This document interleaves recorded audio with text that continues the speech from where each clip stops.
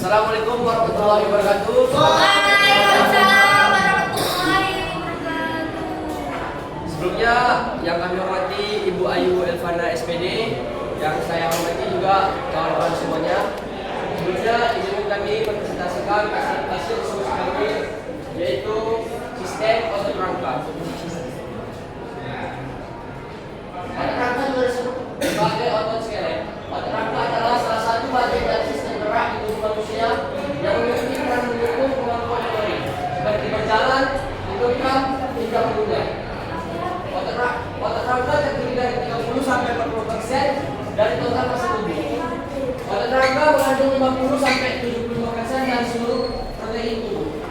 Selanjutnya, otot skelet atau otot kulit ataupun rangka. Kerjanya secara sadar. Yang pertama, Scottish fiber atau otot merah. Yang pertama, kontraksinya lambat. Kedua, banyak pembuluh darah atau mitokondria. Yang ketiga, poin tidak besar. Yang keempat, kontraksi dapat bertahan lama. Selanjutnya, Twitch fiber atau otot putih. Kerjanya yang pertama, kontraksi cepat. Yang kedua, sedikit pembuluh darah. Yang ketiga, bawah besar. Dan yang keempat, kontraksi tidak bertahan lama. Selanjutnya akan dijelaskan oleh teman saya. Selanjutnya saya menjelaskan struktur otot rangka. Struktur otot rangka terbentuk dari beberapa lapisan sebagai berikut. Pertama, endometrium, lapisan terdalam yang meliputi myofibril atau satuan sel otot. Yang kedua, perimysium, lapisan pada bagian tengah yang meliputi sumbulan serabut otot. Yang ketiga, epimysium, lapisan pada bagian terluar yang menyelimuti seluruh otot kulit. Yang keempat, myofibril, unit dasar otot rangka yang terdiri dari serangkaian protein termasuk aktin dan myosin yang bekerja bersama-sama dalam kontraksi otot. Yang terakhir, tendon, struktur serat kolagen yang menghubungkan otot dengan tulang. Tendon bertanggung jawab untuk mentransfer gaya kontraksi otot ke tulang, memungkinkan pergerakan tubuh. Selanjutnya, fungsi otot rangka. Fungsi utama otot rangka adalah menggerakkan tubuh serta menjaga keseimbangan dan posturnya. Di tubuh manusia, otot rangka mempunyai saluran saraf dan pembuluh darah yang berfungsi mengalirkan nutrisi serta membuang racun. Selain itu, otot rangka juga berfungsi untuk melindungi organ-organ di dalam perut dan menopang beratnya. Selanjutnya yaitu cara kerja otot rangka. Yang pertama itu ada pelepasan kalsium. Sistem saraf memberi sinyal kepada retikulum sarkoplasma di dalam sel otot untuk pelepasan ion kalsium. Selanjutnya yaitu yang kedua, pembentukan jembatan silang. Kalsium yang dihasilkan akan berikatan dengan protein troponin yang menyebabkan perubahan bentuk pada protein tropomyosin. Perubahan tersebut menyebabkan aktin atau filamen tipis dan myosin filamen tebal untuk berinteraksi. Interaksi antara myosin dan aktin akan membentuk jembatan silang. Yang ketiga yaitu pergeseran aktin dan myosin. Selama kontraksi, filamen aktin dan myosin bergeser satu sama lain. Myosin akan mengikat aktin dan menaruhnya ke dalam. Pada tahap ini, ATP dibutuhkan untuk konsumsi energi dan juga pelepasan ADP beserta fosfat. Selanjutnya, kepala myosin berikatan dengan ATP yang baru, sehingga terjadi pelepasan aktin. Kepala myosin siap berikatan dengan aktin selanjutnya setelah berada dalam konfigurasi energi tinggi. Pergeseran aktin dan myosin yang berlanjut membuat otot berkontraksi dan memungkinkan manusia bergerak dan juga mempertahankan kerja organ. Yang terakhir yaitu hubungan antara sistem otot rangka dengan olahraga. Olahraga memiliki hubungan yang erat dengan sistem otot rangka yang meliputi peningkatan kekuatan dan ukuran otot. Latihan teratur dapat menyebabkan hipertrofi otot, meningkatkan ukuran dan kekuatan serat otot. Yang kedua yaitu regenerasi otot. Olahraga membantu memperbaiki dan mengganti serat otot yang rusak meskipun sel otot tidak dapat membelah. Yang selanjutnya yaitu perlindungan sendi. Otot yang kuat dapat melindungi sendi dari cedera akibat beban mendadak. Yang terakhir yaitu adaptasi fisiologis. Olahraga meningkatkan jumlah mitokondria dan mioglobin dalam otot, meningkatkan kapasitas aerobik dan ketahanan.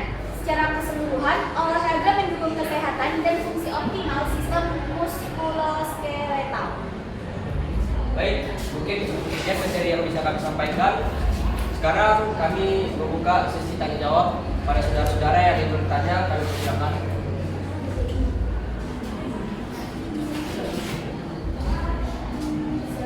Silakan, saudara Ahmad Nazar. Perkenalkan, nama saya Ahmad Zai, saya dari kelompok 9. Saya ingin bertanya tentang dalam proses kontraksi otot rangka, apa peran ATP dan bagaimana perannya pada siklus aktin dan miosin. Terima kasih. Oke, selanjutnya. Baik, saudari Septi, silakan. Saya Setia Rianji dari kelompok 5 ingin bertanya, apa dampak olahraga terhadap fungsi otot rangka, khususnya dalam meningkatkan kekuatan dan adaptasi fisiologi?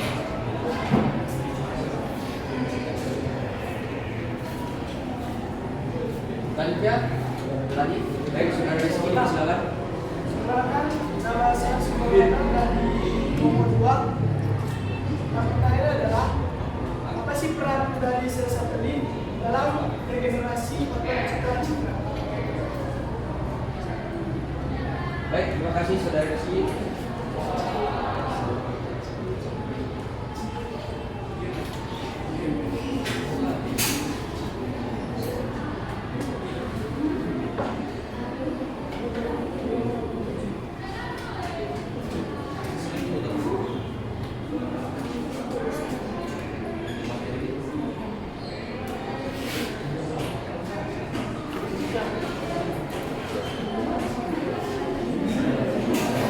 Baik, kami akan menjawab pertanyaan yang pertama tadi dari saudara Ahmad Nazrai yang bakalan dijawab oleh saudara kita Bulan. Dan tadi dalam proses kontraksi otot rangka, apa peran ATP dan bagaimana perannya pada siklus aktin dan miosin? Jawabannya yaitu ATP menyediakan energi untuk pergeseran aktin dan miosin secara kontraksi otot. ATP diperlukan untuk melepaskan kepala miosin dari aktin setelah kontraksi, memungkinkan siklus kontraksi berikutnya dimulai. Tanpa ATP, otot akan tetap dalam kondisi. Mana saudara? Mungkin cukup. Terima kasih. Selanjutnya kami akan menjawab pertanyaan dari saudari Septi. Apa dampak olahraga terhadap fungsi otot rangka, khususnya dalam meningkatkan kekuatan dan adaptasi fisiologis? Olahraga secara teratur meningkatkan kekuatan dan ukuran otot melalui hipertrofi otot. Selain itu, olahraga meningkatkan jumlah mitokondria dan mioglobin dalam otot, sehingga kapasitas aerobik dan daya tahan otot itu bertambah. Hal ini juga membantu regenerasi otot dan melindungi sendi dan